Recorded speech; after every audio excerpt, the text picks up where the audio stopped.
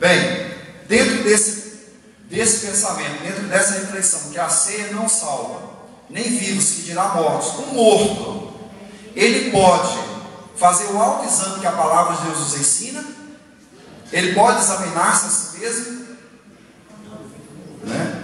Desceu à sepultura, não há mais comunicação com os vivos. Então, a ineficácia da missa pelos mortos, nós vamos encontrar vários textos que nos mostram isso. E como aos homens está ordenado morrerem uma vez, vindo depois disso o juízo. Obviamente, aqueles que morrem no Senhor aguardam a ressurreição, né, para comparecer diante do Senhor no tribunal de Cristo, receber galardão e participar das bodas. Quem morre sem Cristo, a palavra juízo aí já é no sentido do juízo final, vai receber a sentença condenatória. Pois bem, partiu-se para a eternidade, não há mais oportunidade de se resolver as questões aqui dessa vida. Então é por isso que não encontramos na palavra nada que nos possa assegurar a eficácia de uma celebração de vivos em favor de alguém que já morreu. Nem missas, nem ceias em memória, nada disso pode salvar. Somos salvos exclusivamente pela graça soberana do Senhor. Nós vamos abordar o texto mais à frente e nós vamos entender. Mas ainda, dentro daquele primeiro objetivo de entender um pouco sobre as doutrinas romanistas, vem a compra da salvação. Se criou, a partir de um determinado tempo, sem qualquer base bíblica, uma distinção entre pecados maiores e menores. Os maiores são chamados, ou eles chamam até hoje, de pecados mortais, e os menores são os veniais, né? São pecados de menor monta. Certamente, se nós analisarmos, socialmente traz mais repercussão.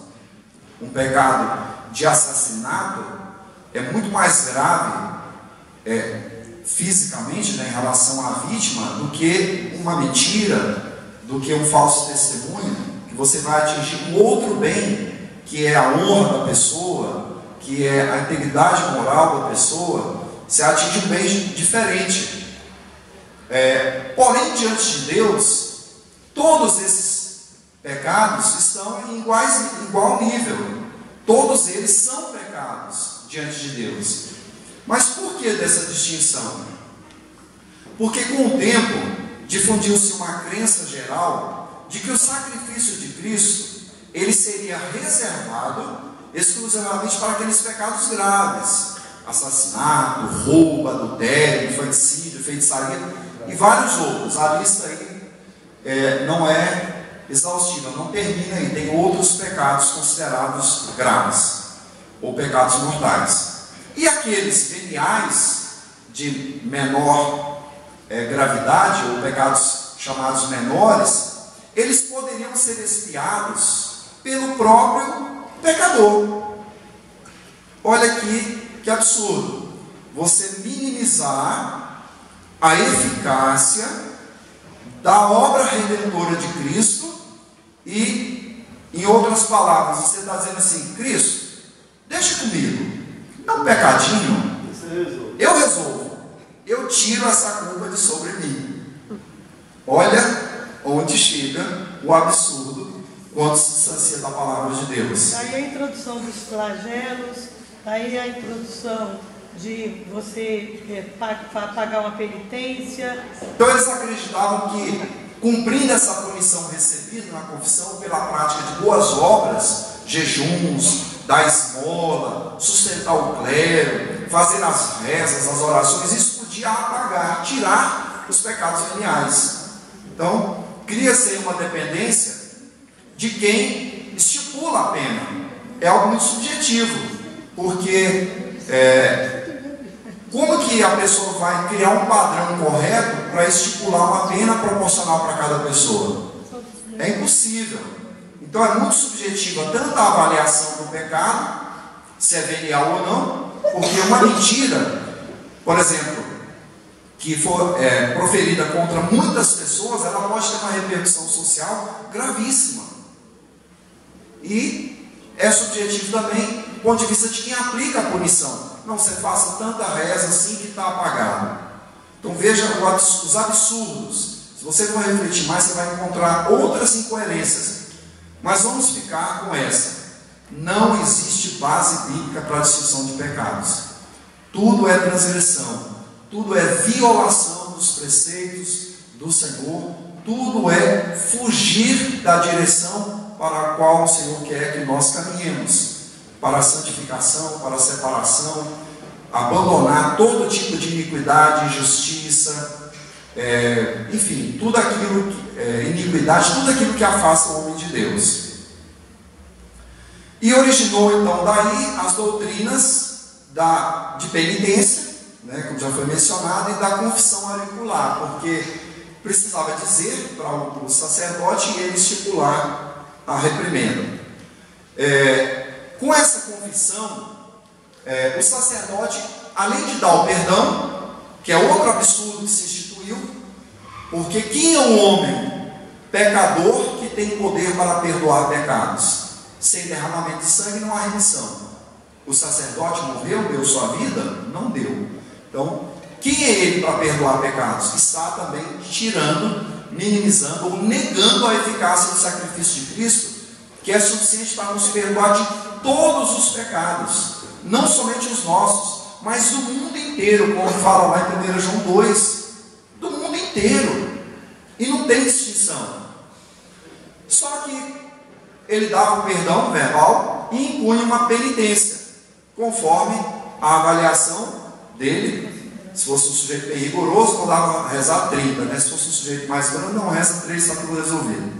Conforme a gravidade do pecado. Mandava fazer as orações, as boas obras, para ficar livre internamente do poder do pecado. Só que isso não tira a força, o domínio, a escravidão que o pecado impõe sobre o ser humano. E obviamente que as pessoas continuavam pecando. E as penitências não eram cumpridas ao longo da vida. Porque muitos iam acumulando déficit, uma dívida. Mandou fazer tantas, eu não consigo fazer nem metade. Aí pega de novo, vai mais tanto. Daqui a pouco perde a conta. Fora o juro. Né? Fora o juro da dívida. Né? Então esse déficit deveria ser pago no porvir pelo sofrimento do purgatório. Daí surgiram então as indulgências no século XI, em que a pessoa podia obter perdão parcial ou total dos seus pecados em troca de dinheiro, reduzindo ou até eliminando a sua penitência. Olha, cria-se a dificuldade e vence a facilidade, né? É igual os governantes hoje, ele cria a dificuldade e depois vende a facilidade. As indulgências foram introduzidas porque deixou de construir a Basílica de São Pedro. Também, aí depois o Tétio foi vender, né, como já foi mencionado nas lições anteriores. Bem, mas, pastor, sim, só uma pergunta. ainda existe, eu vou falar mais à Isso é frente. uma coisa que me intrigou, porque na verdade a Bíblia também diz que nós devemos confessar os nossos pecados uns para os outros para que sejamos curados. Em que contexto a gente pode aplicar isso aí? Eu compreendo quando fala, lá tem uma versão que fala curado, trata da alma, das nossas emoções. O pecado já foi perdoado, mas a transgressão que nós cometemos, ela nos aflige. As lembranças do passado, elas ferem a nossa alma. E quando a gente chega para uma pessoa e fala assim: meu irmão, eu cometi um pecado grave, né? Me ajuda. Aí você conversa com a pessoa: você já confessou? Você já se apropriou do perdão? Sim, mas isso fere o meu coração. Aí, como irmão em Cristo, nós vamos nos ajudar, vamos nos aconselhar e vai tratar essa ferida na alma da pessoa. Então eu creio que seja nesse sentido, para sermos curados, né? É para tratar a nossa alma, os nossos sentimentos e os nossos relacionamentos, porque muitas vezes um pecado ele implica necessariamente você restituir ou você restabelecer uma comunhão que foi quebrada. E vai pedir perdão, você se confessar no sentido de confessar ao seu irmão o seu erro, o seu arrependimento. Falar: meu irmão, me perdoe, porque nós pecamos contra Deus, mas o pecado contra os nossos irmãos, quando nós deixamos de amar, deixamos de respeitar, é também um pecado contra Deus, porque Deus manda amá-lo sobre todas as coisas e o nosso irmão na mesma medida em que nos amamos. Então é nesse sentido que eu compreendo essa palavra.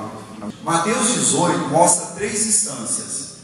Se o seu irmão pecar, vai você e ele só e conversa com ele. Se ele se arrepender, você ganhou o seu irmão. Segunda instância, se ele não te ouvir, você chama 2 pessoas, né, e leva lá 2 testemunhas e conversa com a pessoa. Se não resolver, você leva para a igreja. Se ele não ouvir a igreja, aí considera ele publicano e pecador. Certamente que muitas vezes, ao se tratar publicamente um problema pessoal, a repercussão é muito mais danosa no corpo de Cristo do que o problema em si. Então é por isso que muitos líderes, eu louvo a Deus pela vida do nosso pastor, que ele é extremamente cauteloso, extremamente prudente ao tratar de certas questões pessoais, não expõe a pessoa, né? Então é a forma correta. Mas vamos em frente, que o nosso tempo não permite a gente abrir um pouco mais. Bem, compra da salvação. Inicialmente as indulgências serviram para diminuir as penitências e a culpa dos próprios transgressores. Para estender para os mortos, foi um passo para amenizar o sofrimento de quem está no purgatório. Aí, pelas indulgências, os fiéis podem. Pelas indulgências, os fiéis podem obter a remissão das penas temporais, consequências dos seus pecados. Pelas indulgências, letra miúda. Catecismo da Igreja Católica, parágrafo 1498. Então eles acreditam até hoje que podem reduzir o sofrimento do purgatório. E na época que o pastor Falcão mencionou, já foi falado em lições anteriores, da necessidade de dinheiro para construir a Basílica lá de São Pedro, que se difundiu em larga escala a venda de indulgências. E foram emitidas cartas de indulgências. A pessoa comprava essa carta e quando ela ia se confessar, ao fazer a confissão auricular com o sacerdote, ela apresentava essa carta e ela recebia a plena absolvição dos seus pecados, né, lá no confessionário, depois de fazer a sua confissão. Então veja que, em troca de dinheiro, se vendeu aquilo que não se pode vender, aquilo que não é comerciável, aquilo que não se pode comercializar. As indulgências chegaram ao absurdo de vender valores espirituais que não se podem trocar por dinheiro, que é o perdão, a remissão dos pecados, a expiação pela culpa do pecado e a salvação, que é somente pela graça. Então, quanto mais se distancia dos preceitos da palavra de Deus, mais se afunda na obscuridade, no erro e no engano. E eu peguei um exemplo bem recente aí de indulgência. Existe uma peregrinação muito famosa lá, que vai lá na Espanha até a Catedral de Compostela, e são 100 quilômetros a pé. E muitas pessoas fazem essa caminhada, embora seja muito boa para o corpo, mas para o espírito ela nada é proveitosa. E eles difundem a mentira de que, para obter a indulgência plenária, isso está escrito aí, tem um site, nós pesquisamos ontem, ainda está no ar esse site. Para obter a indulgência plenária, ou seja, paga todas as penitências após a confissão dos pecados, aquilo que já se fazia na Idade Média, é preciso visitar a catedral, lá de Compostela, e o túmulo. Eles dizem que lá está sepultado um dos apóstolos de Jesus, que é Tiago. E rezar para o Papa e se confessar e comungar 15 dias antes ou após a peregrinação. Anda 100 quilômetros para fazer aquilo que você pode fazer em 1 minuto dentro da sua casa, onde você estiver, que é elevar o seu pensamento a Deus e confessar os seus pecados e receber o perdão em nome do Senhor Jesus. Então veja que até hoje se vende aquilo que não se pode comercializar. Nada disso que nós falamos, pecados mortais, veniais, confissão, penitências, purgatório, indulgências, missas pelos mortos, nada disso pode comprar a salvação. Nada disso pode tirar a culpa do pecado. E 1 João 9 é uma verdade fundamental na vida cristã, que todo crente precisa ter esse versículo da palavra de Deus profundamente gravado no seu coração. Toda vez que o diabo, o inimigo, tentar te acusar de um pecado que você confessou do passado ou do presente, você vai, me perdoa a expressão, esfregar e sair na cara do inimigo.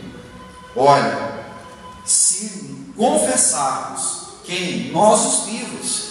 Como o morto pode confessar aquilo que ele fez nessa terra?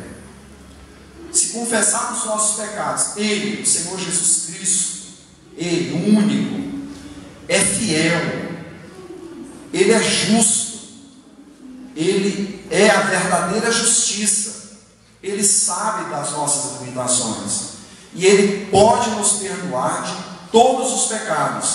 Então Ele é fiel e justo para nos perdoar os pecados, não um padre, não uma indulgência, e nos purificar de toda e qualquer injustiça que nós cometemos ou venhamos a cometer. Não que a gente viva pensando, não vou errar mais, né? Não é isso. A gente pede sempre a graça do Senhor, porque quem está em pé, quem está firme diante do Senhor, precisamos nos cuidar para não pecar. Mas se porventura nós tropeçarmos em alguma coisa, a palavra de Deus nos mostra o caminho correto. Existem outros versículos que também podem nos ajudar. O versículo 1 do capítulo 2 diz assim: meus filhinhos, essas coisas vos escrevo para que não pequeis. E se alguém pecar, o morto não pode pecar, só o vivo pode pecar. Temos um advogado, um intercessor, um mediador lá diante do Pai, né? Nós somos hoje sacerdote do nosso altar, e Jesus é o sumo sacerdote que está à direita do Pai. Então Ele é o nosso advogado para com o Pai, Jesus Cristo justo. E Ele é a propiciação. Jesus Cristo se entregou como sacrifício suficiente, né? Quando diz que é a propiciação, Ele é suficiente, Ele é eficaz, Ele é capaz de tirar os nossos pecados. Ele é a satisfação pela culpa dos nossos pecados. Então, não as penitências, não as indulgências, mas o sacrifício de Cristo Jesus pelos nossos pecados. A Bíblia não diz se são grandes ou são pequenos. Não existe essa distinção. Vamos deixar isso bem enfatizado. E não somente pelos nossos, mas também pelos de todo mundo. Aqui no sentido de mundo de todas as pessoas que se apropriaram dessa bênção, do perdão do Senhor Jesus Cristo. Então, essa é a refutação da compra da salvação. Mas e na atualidade? Acho que a Malva suscitou essa questão, né? Não só atualmente, mas também durante algum tempo a igreja também às vezes incorpora algumas práticas que não são 100% bíblicas. Então nós temos que ter esse cuidado. E na atualidade a gente vê um comércio também exagerado, repetindo-se o erro dos tempos medievais: vender benefícios divinos em troca de dinheiro dado à igreja. Os medievais vendiam perdão. Muitos evangélicos, pseudo-evangélicos modernos, vendem bênçãos terrenas. Há uma ênfase exagerada nos dízimos. Eu já ouvi, né, num programa, acho que eu vi na internet um vídeo de um líder de uma igreja no Brasil usando essa expressão: você vai dar o trízimo, 10 para o Pai, 10 para o Filho, 10 para o Espírito Santo. Heresia.